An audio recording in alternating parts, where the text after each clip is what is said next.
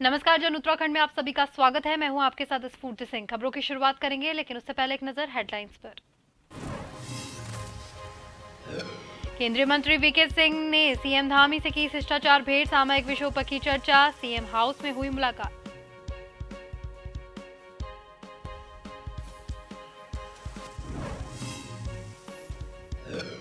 देहरादून के आईआरडीटी ऑडिटोरियम में बीजेपी महानगर द्वारा विचार यात्रा गोष्ठी का आयोजन। सीएम धामी, प्रदेश अध्यक्ष महेंद्र भट्ट समेत बीजेपी के कई सांसद और विधायक रहे मौजूद।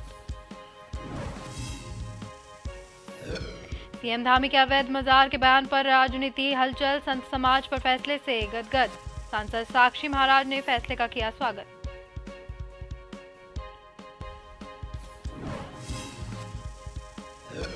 केंद्रीय मंत्री जनरल वीके सिंह का डोईवाला दौरा। चल रही परियोजनाओं को लेकर की समीक्षा बैठक। चारधाम को लेकर अधिकारियों को दिए निर्देश।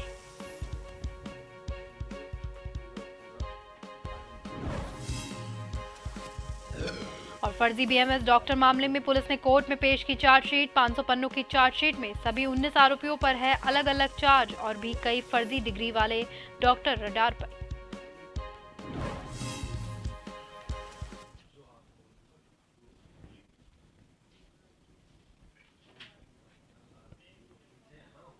और अब खबरें विस्तार से।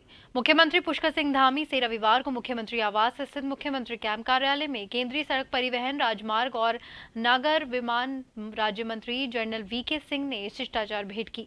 इस अवसर पर उन्होंने राज्य से संबंधित विभिन्न समसामयिक विषयों पर मुख्यमंत्री से चर्चा की।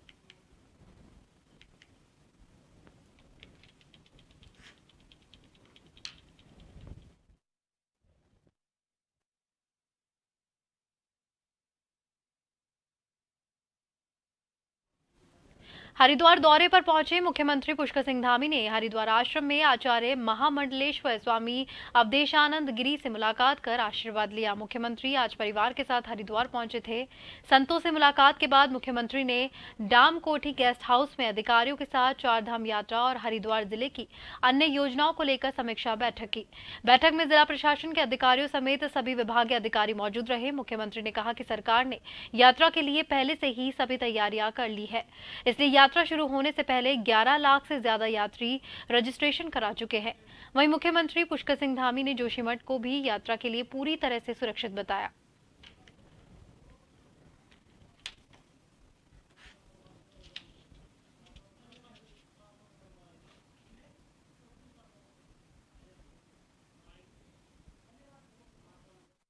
देखिए, इस बार जो चारधाम यात्रा की तैयारी है वो हमने बहुत पहले ही प्रारंभ कर दी थी। चारधाम यात्रा की सारी तैयारियां पूरी हो गई हैं और 11 लाख से भी ज़्यादा लोगों ने अभी तक रजिस्ट्रेशन अपने आने के लिए करवा लिए हैं। लेकिन हमने उसके बावजूद भी ये तय किया है कि चारधाम यात्रा पर जो भी एक भी यात्री यहाँ पहुँचेंगे उन सभी के दर्शन करवाएंगे और जिनके होटल पहले से बुक हो गए हैं अब उसमें रजिस्ट्रेशन भी जो है स्वतः ही उनका हो जाएगा। और कल मैं जोशीमठ भी गया था। जोशीमठ में भी हजार लोगों ने आकर कल एक संदेश देने का काम किया कि जोशीमठ भी पूरी तरह से यात्रा के लिए तैयार है और बद्री विशाल की यात्रा वहीं जोशीमठ होकर जाती है। तो निश्चित रूप से और हरिद्वार एक बड़ा पड़ाव इस यात्रा का है, यहाँ से यात्रा प्रारंभ होती है। पर आज संयोग से मेरी केवल मुख्यमंत्री से एक औपचारिक भेंट थी। वो हरिद्वार आए, उन्होंने यहाँ आकर आद्य पीठ जो हरिहर आश्रम है उसको उन्होंने प्रणाम किया कि साधु महात्माओं से मिले और केवल आध्यात्मिक चर्चाएं हुई हैं उनसे, मात्र आध्यात्मिक चर्चाएं, जीवन के उन्नयन उत्थान को लेकर। और इस बात को लेकर हम आत्मविश्वास से भरे हैं तो क्या नहीं कर सकते। एक संयोग से वो एक सभ्य, शिष्ट और शालीन मुख्यमंत्री हैं। वो एक ऐसे मुख्यमंत्री हैं जो बड़े सजग हैं और प्रदेश के हितों। हल्द्वानी मुख्य शहर में युवती का शव मुखानी थाना क्षेत्र के मुकुल विहार के एक बैंक्वेट हॉल में फांसी के फंदे से लटका हुआ मिला। सूचना के बाद मौके पर पहुंची पुलिस और एसओजी की टीम ने शव को कब्जे में लेकर आगे की कार्रवाई पूरी करी। फिलहाल बैंक्वेट हॉल में अज्ञात लड़की की लाश मिलने से आसपास के क्षेत्र में हड़कंप मचा हुआ है। वहीं एसपी सिटी हरबंस सिंह ने बताया कि स्थानीय लोगों ने सूचना दी है कि बैंक्वेट हॉल में युवती की लाश पड़ी हुई है। प्रथम दृष्टया आत्महत्या प्रतीत हो रहा है, फिर भी आसपास के लोगों के साथ साथ सीसीटीवी कैमरे खंगाले जा रहे हैं।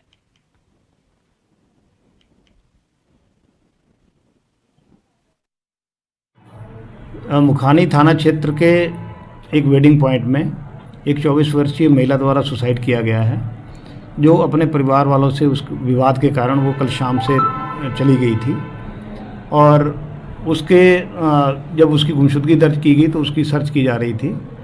तो वहाँ पर जो वेडिंग पॉइंट है वहाँ पर उसकी डेड बॉडी प्राप्त हुई है, लटकी हुई थी दीवार के साथ।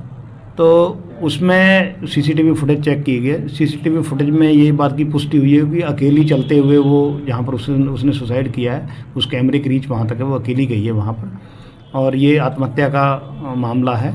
इसमें अगर कोई तहरीर आएगी तो तहरीर के अनुसार अभियोग पंजीकृत कर विवेचना की जाएगी।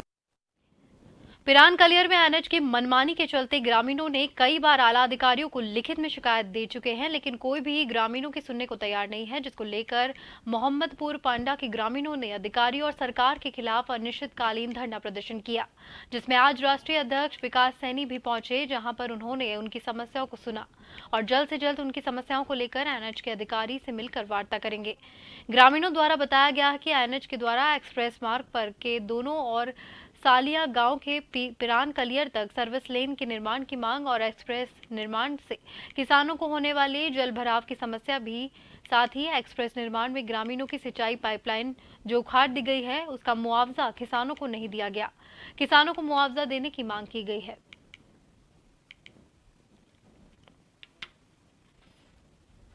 हमारा जो धरना प्रदर्शन है ये सभी किसान भाइयों का है और हमें जो समस्या हुई है कि ये जो हमारी बराबर में हमें सर्विस रोड का झांसा दिया गया था, आज वो सर्विस रोड पर अपनी दीवार खड़ी कर रहे हैं और ना हमारे यहाँ पानी की निकासी है। हम लोगों को धोखा दिया गया। हमने इन्हें 1 महीना पहले भी लिख के दिया था, इन्होंने हमारी आज तक कोई बात नहीं सुनी। जब हम परेशान हो गए न कहते कहते, तो जब दीवार होनी शुरू हो गई तो आज हमने देखा कि भाई बिल्कुल काम नहीं चलता, तो इसलिए हमें अपना आज यहाँ से अपना धरना प्रदर्शन शुरू किया है। तो ये आश्वासन दिया गया है कि आप बेचिंत रहें, अधिकारियों से बात करेंगे और उन्होंने कहा कि ये रास्ता हम आपको जरूर दिलवाएंगे और पानी की निकासी भी कराएंगे। ये यहाँ पे जो है पूरी तरह से जो नेशनल हाईवे वाले जो यहाँ पे लोग हैं, वो यहाँ के जो हमारे लोकल किसान हैं उनका उत्पीड़न कर रहे पूरी तरह से। भाई दोनों तरफ यहाँ हाईवे पे इनके तो खेत पूरी तरह से ब्लॉक हो जाएंगे, क्योंकि दोनों तरफ सर्विस लेन होनी चाहिए। पीछे उनके कोई रास्ता है नहीं खेतों के, तो वो कहाँ से निकलेंगे। अगर ये अपनी जो इनकी जो बराबर में जगह है, अगर वहाँ दीवार कर देंगे, जिस तरह से यहाँ के किसान बता रहे इन्होंने पीछे खंबे लगाए भी और उस रास्ते को ये पूरी तरह से बंद कर। चंपावत जिले में पुरानी पेंशन बहाली के लिए चलाए जा रहे आंदोलन को सफल बनाने के लिए जिले के शिक्षक, कर्मचारियों और अधिकारियों ने बैठक का आयोजन किया। इस दौरान उन्होंने 16 अप्रैल को जिला मुख्यालय में होने वाले संवैधानिक मार्च को सफल बनाने के लिए चर्चा की। रविवार को शिक्षक भवन लोहाघाट में NMOPS के जिला अध्यक्ष गोविंद सिंह मेहता की अध्यक्षता में और मीडिया प्रभारी शंकर अधिकारी के संचालन में बैठक हुई। बैठक में शिक्षक, कर्मचारियों और अधिकारियों ने कहा कि NMOPS के बैनर तले 16 अप्रैल को हर जिले में संवैधानिक मार्च होगा, जिसमें ये प्रथम चरण होगा। बैठक में ब्लॉक पदाधिकारियों ने अवगत करवाया कि मार्च में करीब 2000 की संख्या में कर्मचारी, शिक्षक और अधिकारी मौजूद रहेंगे। उन्होंने बताया कि 16 अप्रैल को सुबह 10 बजे चंपावत गोरल चौड़ मैदान से संवैधानिक मार्च निकाला जाएगा, जहां DM को ज्ञापन दिया जाएगा। सभी कर्मचारियों और शिक्षकों ने एक स्वर में कहा कि इस बार सरकार से आर पार की लड़ाई लड़ी जाएगी।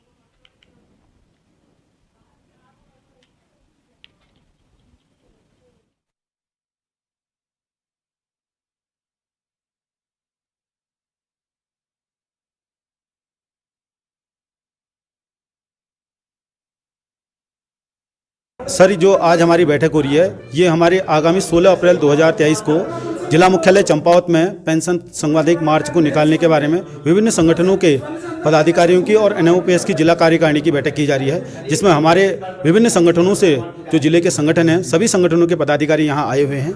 जो आगामी 16 अप्रैल की रैली है उसको भव्य रूप कैसे दिया जाए और उसका रूट चार्ज क्या होगा, उसके बारे में आज हम तैयारी कर रहे हैं, जिसमें सभी संगठनों का एक मत है कि जिले में जो रैली निकाली जाएगी पूरे देश में संदेश देगी। और क्योंकि रैली पूरे देश के सभी जिलों में आयोजित की जा रही है, तो हमारे जिले की जो कर्मचारी हैं उसमें अपना जो बढ़ चढ़ के पुरानी पेंशन बहाली के लिए अपना आंदोलन तेज कर रहे हैं, जिससे कि केंद्र सरकार और राज्य सरकार दोनों की आंखें खुल सके और पुरानी पेंशन बहाली शीघ्र से शीघ्र हो सके। हम 16 अप्रैल को जो रैली निकालने जा रहे हैं, ये हमारी एक मुद्दा है, पुरानी पेंशन बहाली। जैसा कि इसके लिए हम बहुत पहले से इस कार्यक्रमों को करते आ रहे हैं। यह पूरे राष्ट्रीय स्तर पर प्रत्येक जिले में 16 तारीख को जो है एक पेंशन ये मार्च निकाला जा रहा है। यह मार्च हमारा गोरेचौड़ मैदान से होते हुए पूरे मार्केट से होते हुए ये रोडवेज स्टेशन पर हम इसको क्या कहते हैं ज्ञापन देंगे, मुख्यमंत्री को ज्ञापन देंगे। खबरों में वक्त हो गया है एक छोटे से ब्रेक का।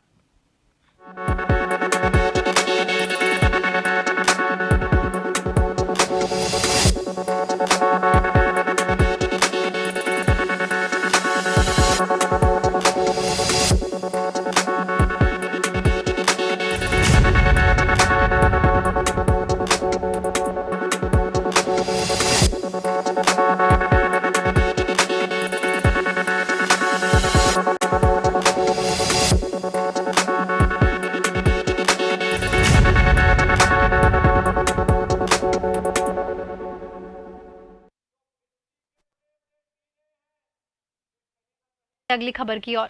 खबर हरिद्वार के ज्वालापुर से है, जहां ज्वालापुर कोतवाली क्षेत्र में संपत्ति विवाद को लेकर चचेरे भाई ने भाई के घर के बाहर ही फायरिंग कर दी, जिसका वीडियो सोशल मीडिया पर जमकर वायरल हो रहा है। बताया जा रहा है कि लंबे समय से दोनों भाइयों में पुश्तैनी संपत्ति को लेकर विवाद चल रहा था, जिसको लेकर चचेरे भाई तरुण ने अपने भाई के घर के बाहर देशी तमंचे से 2 फायरिंग कर दी और फरार हो गया। जैसे ही वीडियो पुलिस के संज्ञान में आया, तत्काल पुलिस द्वारा कार्रवाई करते हुए फायरिंग करने वाले दोनों अभियुक्तों को गिरफ्तार किया गया।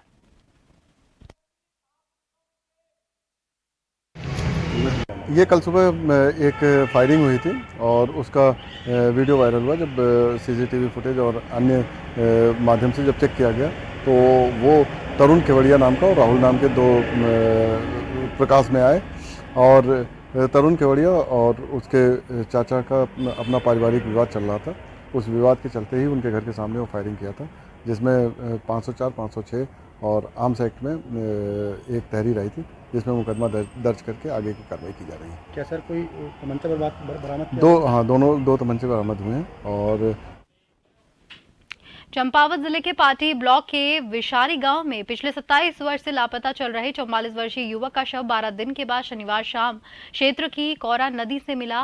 पाटी थाने के प्रभारी एसओ नवल किशोर ने बताया कि लापता भुवन चंद्र के परिजनों के द्वारा 3 अप्रैल को पाटी थाना क्षेत्र में उसकी गुमशुदगी की रिपोर्ट दर्ज करवाई गई थी। 27 मार्च से लापता चल रहा था, जिसके बाद पुलिस और ग्रामीणों ने भुवन की तलाश शुरू कर दी थी। प्रभारी एसओ ने बताया कि शनिवार को युवक की तलाश में युवाओं ने गांव से लगभग 5 किलोमीटर दूर कोरा नदी में भुवन चंद्र के शव के मिलने की सूचना पुलिस को दी। उन्होंने बताया कि सूचना पर पुलिस टीम मौके पर पहुंची और शव को कब्जे में लेकर परिजनों को सौंपा गया।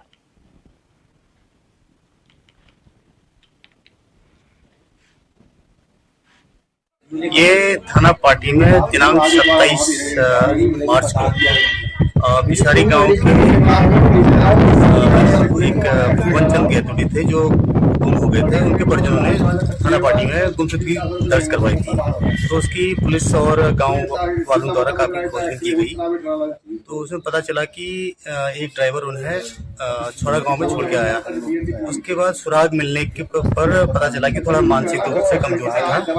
तो दिनांक 8 अप्रैल को कोरा नदी में उसका शव बरामद हुआ, जिसका पंचायतनामा भरा गया और दृष्टि से कल उसे पार्टी अस्पताल में रखा गया और आज लोहागढ़ भेज के पंचायतनामा के सब उसके सुपुर्द कर दिया जाएगा। तो क्या बताओ भाई, अंदर बुखार था इसको, तो सब तरफ से रिश्तेदारी में, बाजार में, जंगल, हर जगह पूछताछ की, कहीं वो नहीं मिला। फिर तो उसके बाद फिर गाड़ी की रिपोर्ट मिली कि वहाँ चले गया छोड़ा गाँव। थाने में भी रिपोर्ट लगाई 3 तारीख। तो फिर ये कल मिला 4:30 बजे हमको। सब लोग गांव के सब गए ढूंढने, तो कल मिला। फिर उत्तराखंड में इन दिनों सरकारी भर्तियों संबंधित अनगिनत गड़बड़ियों का जैसे सीजन चल पड़ा है। हालांकि उत्तराखंड सरकार द्वारा सख्त रवैया अख्तियार कर नकल विरोधी कानून को त्वरित लागू किया जा चुका है, तो वहीं दूसरी ओर उत्तराखंड एसटीएफ और अन्य स्पेशल एजेंसियां निरंतर नकल माफियाओं की धरपकड़ और नकल सामग्रियों की बरामदगी कर रही है। इस खेल का भांडाफोड़ करने में दिन रात सरकार जुटी हुई है। अब एसटीएफ द्वारा ताज़ा एक्शन के मुताबिक आगामी वन आरक्षी भर्ती परीक्षा के मुख्य मंगलौर के कोतवाली क्षेत्र स्थित गुरुकुल नारसन में एक कोचिंग सेंटर पर ताबड़तोड़ छापेमारी को अंजाम देते हुए 2 नकल माफियाओं को धर दबोचा है।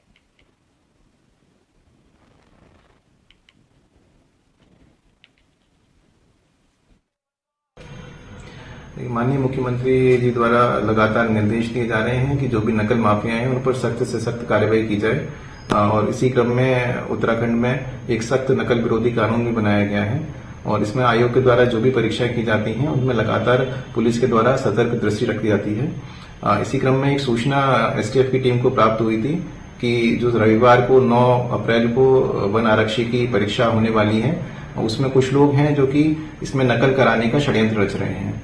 तो उसी क्रम में एसटीएफ की टीम द्वारा नारसन में मंगलौर थाना क्षेत्र में एक कोचिंग सेंटर है जिस पर दबिश दी गई। केदारनाथ धाम यात्रा को सुगम और सुव्यवस्थित ढंग से संचालित करने के लिए विभिन्न विभागों द्वारा की जा रही तैयारियां और व्यवस्थाओं का जिलाधिकारी मयूर दीक्षित ने संबंधित अधिकारियों के साथ केदारनाथ धाम यात्रा मार्ग में की जा रही तैयारी और व्यवस्थाओं का स्थलीय निरीक्षण कर जायजा लिया। जिलाधिकारी ने संबंधित अधिकारियों को निर्देश दिए कि केदारनाथ धाम के कपाट खुलने के लिए 17 दिन का ही समय शेष रह गया है। इसके लिए जो भी व्यवस्था और जो भी कार्य किए जाने हैं उन्हें तत्परता से करना सुनिश्चित करें। उन्होंने अधिशासी अभियंता DDMA को निर्देश दिया है कि यात्रा मार्ग में जिन स्थानों में रेलिंग कार्य किया जा रहा है वहां पर ट्रक रूट में जो भी मरम्मत कार्य किया जा रहा है उन कार्यों को त्वरित गति से करना सुनिश्चित करें। वहीं जिलाधिकारी ने सुलभ इंटरनेशनल को भी निर्देश दिया है कि यात्रा मार्ग पर केदारनाथ धाम में जो भी सुलभ शौचालय तैयार किए जाने हैं उन्हें भी यथाशीघ्र तैयार करना सुनिश्चित करें।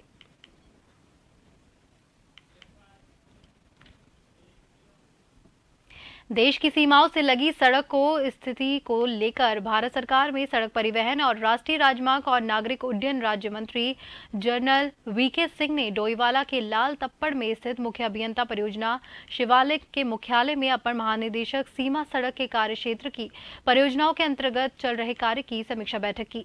बैठक में मौजूद अधिकारियों के साथ बैठक कर सड़कों की स्थिति की समीक्षा करते हुए उत्तराखंड में आगामी 4 धाम यात्रा को लेकर भी अधिकारियों को व्यवस्था दुरुस्त करने के निर्देश दिए।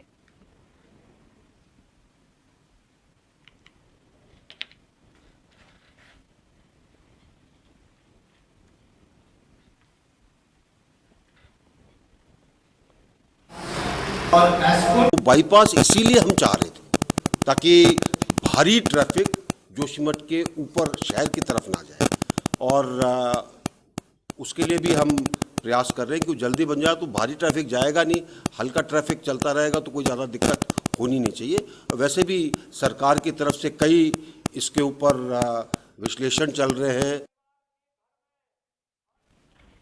राजधानी देहरादून के IRDT ऑडिटोरियम में बीजेपी महानगर द्वारा विचार यात्रा गोष्ठी का आयोजन किया गया। इस गोष्ठी में मुख्यमंत्री पुष्कर सिंह धामी, प्रदेश अध्यक्ष महेंद्र भट्ट सहित बीजेपी के कई सांसद और विधायक मौजूद रहे। साथ ही इस अवसर पर पार्टी के जुड़े हुए वरिष्ठ सदस्य भी उपस्थित रहे।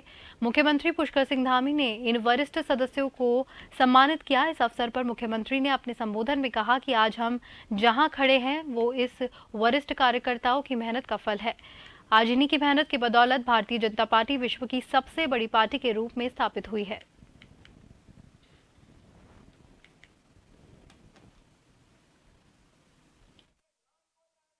अभी तक की जो यात्रा है उस यात्रा में ऐसे अनगिनत कार्यकर्ताओं ने अपने को तिल तिल जलाकर पार्टी को शिखर पर पहुंचाने का काम किया। आज पार्टी केवल भारत की ही नहीं बल्कि दुनिया की सबसे बड़ी पार्टी के रूप में काम कर रही है और जो हमारे जनसंघ से लेकर अब तक इन कार्यकर्ताओं ने, इन वरिष्ठ महानुभावों ने अपने आप को लगाने का काम किया, अपने को खपाने का काम किया और जो इनके स्वप्न थे कि देश के अंदर कश्मीर से धारा 370 समाप्त होनी चाहिए, अयोध्या में भगवान राम की जन्मभूमि पर भव्य मंदिर बनना चाहिए, ऐसे अनेकों कार्य आज प्रधानमंत्री आदरणीय मोदी जी के नेतृत्व में संपन्न हो रहे हैं।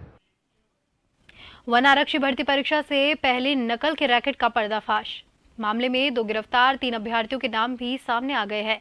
आज होगी 624 केंद्रों पर वन आरक्षी भर्ती परीक्षा। आरोपियों की पेपर लीक कर ब्लूटूथ से की थी नकल कराने की योजना बनाई थी। नारसन बॉर्डर से कोचिंग सेंटर के संचालन मुकेश सैनी और रचित पुंडरी को गिरफ्तार किया। मामले में 5 लोगों के खिलाफ मुकदमा दर्ज किया गया है। मुकेश सैनी और रचित 2020 में भी वन आरक्षी भर्ती परीक्षा में करा चुके हैं नकल। 15 अभ्यर्थियों से 4-4 लाख में हुआ था सौदा। कुछ अभ्यर्थियों ने 50,000 से लेकर 1 लाख तक दिया था एडवांस।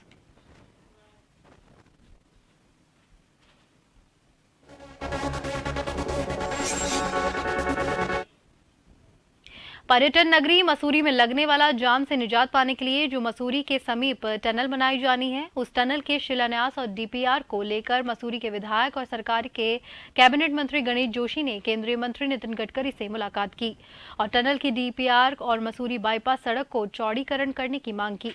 कैबिनेट मंत्री गणेश जोशी ने कहा कि पूर्व में जो मसूरी टनल की डीपीआर बनाई गई थी उसमें कुछ परिवर्तन किए गए हैं, इसलिए पुनः डीपीआर बनाने का काम शुरू किया जाएगा। साथ ही मसूरी के बाईपास मार्ग चौड़ीकरण करने के लिए 1.5 लेन का बनाने की मांग की गई है, जिससे पर्यटकों को सुविधा मिल सके।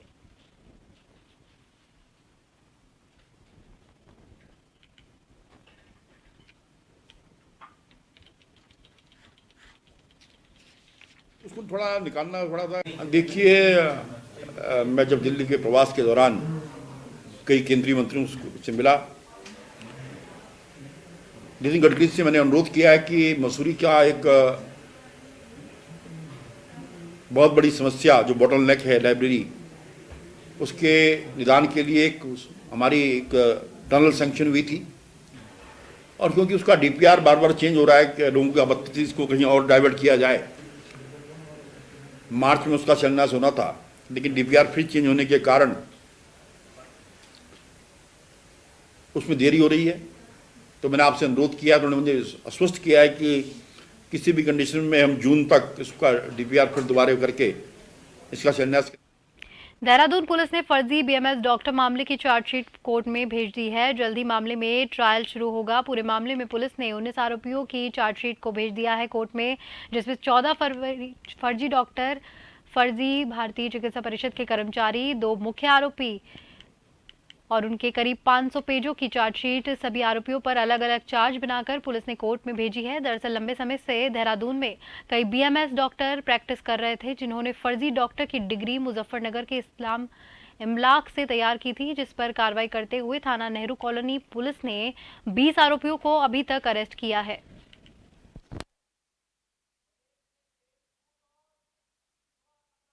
हमने समय से पहले ही इनके खिलाफ जो है चार्जशीट फाइल कर दी है और इनके अलावा लगभग 13 डॉक्टर जो जिन्हें हमने अरेस्ट करके जेल भेजा था, उनके खिलाफ भी चार्जशीट जो है वो फाइल कर दी गई है। और इसमें 3 जो परिषद के जो कर्मचारी थे, जो इसमें वो भी मुख्य आरोपी हैं, उनके खिलाफ भी जो है संबंधित धाराओं में पुलिस ने अपनी चार्जशीट जो है वो फाइल कर दी है। जो अभी बचे हुए डॉक्टर्स हैं उनके खिलाफ भी कार्रवाई होगी, तो वो भी अभी उनकी गिरफ्तारी होना भी अभी।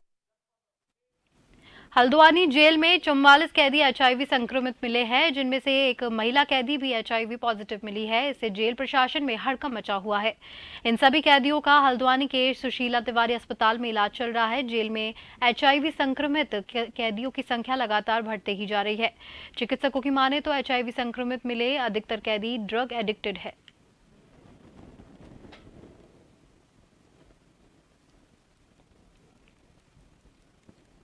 हमारे एआरटी सेंटर से जो टीम है वो महीने में 2 बार वहाँ पे जाती है। हमारे काउंसलर जाते हैं, लैब टेक्नीशियन जाते हैं, जो वहाँ पे कैदियों को स्क्रीनिंग करते हैं। जो पॉजिटिव आते हैं उनको वहीं पे समुचित इलाज और काउंसलिंग की जाती है उनकी। तो हमारा एक रूटीन प्रोसेस है। वहाँ जो जिस मरीज को भर्ती होने की जरूरत है उसको वहाँ के जो फार्मासिस्ट और डॉक्टर हैं वो रेफर करते हैं, उनको एडमिट किया जाके एडमिट करके उनका इलाज किया जाता है। रूटीनली वहाँ पे स्क्रीनिंग की जाती है, ट्रीटमेंट उनका वहीं पे स्टार्ट कर दिया जाता है। जेल के अंदर ही टीम यहाँ से जाती है हमारे पास एआरटी सेंटर से। ये हो सकता है कि वो पहले से पॉजिटिव रहे या ब्लड। राजधानी देहरादून में चल रहे स्मार्ट सिटी के कार्यों को लेकर जिलाधिकारी सोनिका ने कहा कि स्मार्ट सड़कों को छोड़कर हमारे सभी कार्य लगभग अंतिम चरण में हैं। जिलाधिकारी ने कहा कि जो कार्य अभी जारी है उन पर भी तेजी से काम चल रहा है, जिससे कि स्मार्ट सिटी बनकर तैयार हो जाए और स्मार्ट सिटी का लाभ लोग उठा सके।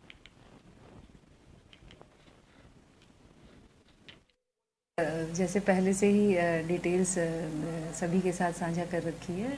ऑलमोस्ट हमारे सारे काम फिनिशिंग स्टेज पे हैं, स्मार्ट रोड को छोड़ के, और जो हमारे सीवरेज के और ड्रेनेज के काम थे। इसके अलावा जो हमारा ग्रीन बिल्डिंग का काम है उसमें भी अब एक्सकवेशन का काम शुरू होने जा रहा है और वहाँ से शिफ्टिंग होना था यूटीसी का वर्कशॉप, वो शिफ्ट हो गया है। कुछ पोर्शन रह गए। हमारे यहाँ तो एक ही ग्रीन बिल्डिंग है जिसके लिए हम लोगों ने ऑलरेडी टेंडर कर रखा था और उसकी कार्यवाही शुरू होनी है।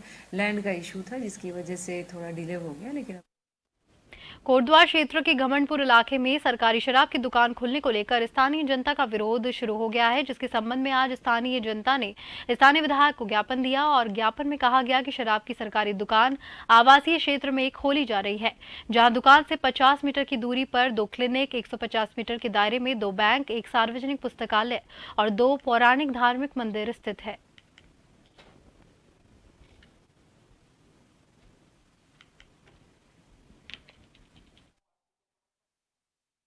देखिए, ऐसा है, शराब की दुकान जो खोल रही है उसके खिलाफ यहाँ पर महिलाएं खड़ी हैं। महिलाओं के लिए परेशानी की बात तो होती है, जब एक नया ठेका खुलता है दिक्कत की बात अवश्य होती है, लेकिन मेरा मानना यह है कि अगर यहाँ पर कोई परमिशन दी गई है तो निगम के माध्यम से दी गई है परमिशन, हमने तो दी नहीं है, सरकार ने दी नहीं है। तो जो परमिशन दी है, यही सलाह मैंने सभी लोगों को भी दी है कि आप जाकर एक बार निगम में भी इस बात को कहिए कि एनओसी यहाँ पर आपने रिहायशी इलाके में एनओसी कैसे दे दी, पता करें। और मैं इस पर बात करूंगी, डीएम से पता करूंगी कि क्या है इसका मामला। लोहाघाट पिथौरागढ़ एनएच में लोहाघाट में एनएच विभाग की ओर से घटिया गुणवत्ता का हॉट मिक्सचर किए जाने के नाराजगी जताई गई है। व्यापारी और लोगों ने एनएच विभाग के खिलाफ जोरदार नारेबाजी करते हुए प्रदर्शन किया। वहीं हॉट मिक्स के साथ ही हाथ से उखड़ने का वीडियो सोशल मीडिया में खूब वायरल हो रहा है। पिथौरागढ़ मार्ग में अंग्रेजी शराब की दुकान के पास लोगों ने एनएच के खिलाफ नारेबाजी करते हुए प्रदर्शन किया।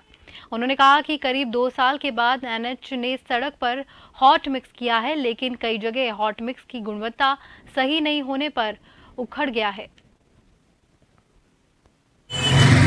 समस्त व्यापारी काफ़ी परेशान थे, जिसको लेकर हमने एनएच का घेराव भी किया था और उनको चेतावनी दी थी कि तुरंत डामरीकरण कर दिया जाए, और उनने डामरीकरण किया और लिपापोती कर दी। न इन्होंने धूल उड़ाई और मिट्टी में ही डामर डाली गई, और न इनका कंप्रेसर चालू था, खाली लोलर में से दबा करके ये छोड़ के गए हैं, और जगह जगह गड्ढे हो रहे हैं और जगह जगह डामर उखड़ने लग गया है। एक ही दिन में ये हाल है, तो ये सालों तक क्या स्थिति रहेगी। इसके बाद की एनएच विभाग के तो कहता है कि 2 दिन के अंदर सही कर देंगे। तो अभी हमारे पूर्व वरिष्ठ हमारे सुप्रींटेंडेंट सतीश पांडे जी ने भी वार्ता की, तो उनको काफ़ी इस बारे में जानकारी है। ये विभाग की सरासर गंभीर लापरवाही है। बिना सफाई किए हुए इनके द्वारा डामर किया जा रहा है, उसके बाद भी वाइब्रेटर रोलर का इस्तेमाल नहीं किया जा रहा है, कॉम्पैक्शन हो नहीं रहा है, अंदर वर्ड्स बन गए इसमें। और ये डामर अभी मैंने पेचकस से ही मैंने अभी पेचकस से इसकी थिकनेस भी चेक की और उसको उखाड़ा तो पेचकस से निकल रहा है। तो उसके बाद अगर इसका आने वाले अगर एक बरसात अगर हो जाएगी तो ये बरसात को भी ये डामर नहीं झेल पाएगा। और इसी के साथ जन उत्तराखंड में फिलहाल के लिए इतना ही। नमस्कार।